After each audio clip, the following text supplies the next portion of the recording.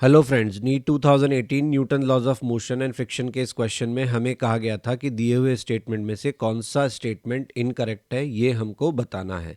तो ये एक थ्योरेटिकल क्वेश्चन था और थ्योरेटिकल क्वेश्चन अटैम्प्ट करते वक्त हम लोगों से क्या गड़बड़ होती है, क्योंकि इसमें कोई न्यूमेरिकल कैलकुलेशन इन्वॉल्व नहीं है, हम थोड़े से केयरलेस हो जाते हैं। बट ध्यान रखिए कि जितने नंबर आपको न्यूमेरिकल क्वेश्चन सही करने के मिलते हैं, उतने ही आपको थ्योरेटिकल क्वेश्चन भी सही करने के मिलते हैं। तो क्वेश्चन आसान है या नहीं है, लेकिन आपको जो उसका फील आता है उसकी वजह से आप गड़बड़ कर बैठते हैं। तो मैं आपको यही एडवाइस करूंगा कि आप जब भी थ्योरेटिकल क्वेश्चन अटेम्प्ट करें, एक एक ऑप्शन को धीरे धीरे पढ़कर और फिर सही ऑप्शन चूज करें। जैसे पहले ऑप्शन में हमें कहा गया है कि rolling friction smaller than sliding friction. Rolling friction जो है वो स्लाइडिंग फ्रिक्शन से स्मॉल होता है। तो क्या ये स्टेटमेंट करेक्ट है? तो बिल्कुल करेक्ट है, क्योंकि रोलिंग आसान होती है एज कंपेयर टू स्लाइडिंग। खुद ही सोच के देखिए कि आपके लिए किसी चीज़ को घसीटना आसान है या उसको लुढ़काना आसान है। तो ऑब्वियसली आपके लिए उसको लुढ़काना आसान है। आप अगर उसको घसीटेंगे, स्लाइड करने की कोशिश करेंगे, तो आपको ज़्यादा फ्रिक्शन फील होगा। तो this statement is correct. Okay. फिर हमसे दूसरे में पूछा है कि limiting value of static friction जो होता है वो डायरेक्टली प्रोपोर्शनल होता है नॉर्मल रिएक्शन के। अब जिनको ये नहीं पता कि limiting value of static friction क्या होता है, वो तो इस क्वेश्चन में गड़बड़ करेंगे। हमें पता होना चाहिए कि स्टैटिक फ्रिक्शन की लिमिटिंग वैल्यू से मतलब है स्टैटिक फ्रिक्शन की मैक्सिमम वैल्यू। और स्टैटिक फ्रिक्शन की मैक्सिमम वैल्यू क्या होती है? म्यू एस एन, जहां पे म्यू एस आपका कोफिशिएंट ऑफ स्टैटिक फ्रिक्शन है और एन आपका नॉर्मल रिएक्शन है। तो इस फॉर्मूले को देखने से मालूम पड़ता है कि हमारा स्टैटिक फ्रिक्शन जो है वो वास्तव में हमारे नॉर्मल रिएक्शन के प्रोपोर्शनल है डायरेक्टली। यानी ये स्टेटमेंट भी करेक्ट है।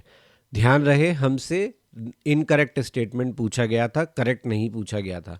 फिर कहा गया है कि frictional force opposes the relative motion.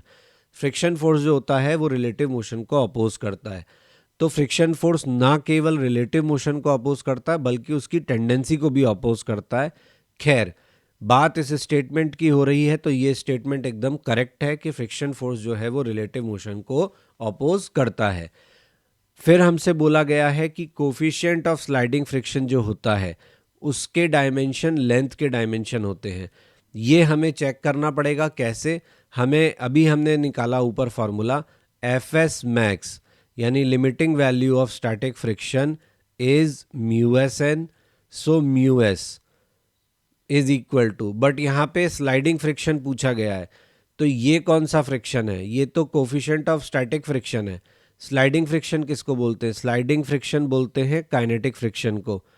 खैर, फर्क कुछ नहीं पड़ेगा, क्योंकि वो भी क्या होता है, म्यू के एन ही होता है। बस फर्क इतना है कि वहाँ पे कोफिशिएंट ऑफ स्टैटिक फ्रिक्शन की बजाय आपको कोफिशिएंट ऑफ काइनेटिक फ्रिक्शन मिलता है। तो ये कितना हो जाएगा? एफ के अपॉन एन। एफ के क्या है? फ्रिक्शन है, कौन सा? काइनेटिक या स्लाइडिंग फ्रिक्शन। और एन क्या है? Normal reaction. लेकिन ये दोनों हैं क्या? ये दोनों फोर्स हैं। मतलब इसके डायमेंशन भी M L T minus two, इसके डायमेंशन भी M L T minus two. तो अगर आप dimension of coefficient of sliding friction यानी काइनेटिक फ्रिक्शन लेंगे, तो ये एक डायमेंशन लेस क्वांटिटी मिलेगी। तो इसके डायमेंशन लेंथ के डायमेंशन कैसे हो सकते? बिल्कुल नहीं हो सकते। यानी ये जो स्टेटमेंट है ये इनकरेक्ट स्टेटमेंट है।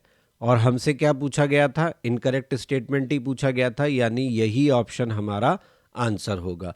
आई होप आपको ये वीडियो समझ आया होगा, ये सोल्यूशन समझ आया होगा। So please like, share and subscribe my channel. और टेक्स्ट सोल्यूशन के लिए आप विज़िट कर सकते हैं मेरे ब्लॉग को, और ईमेल कर सकते हैं आप मुझे अगर आप कुछ सजेशन देना चाहते हैं।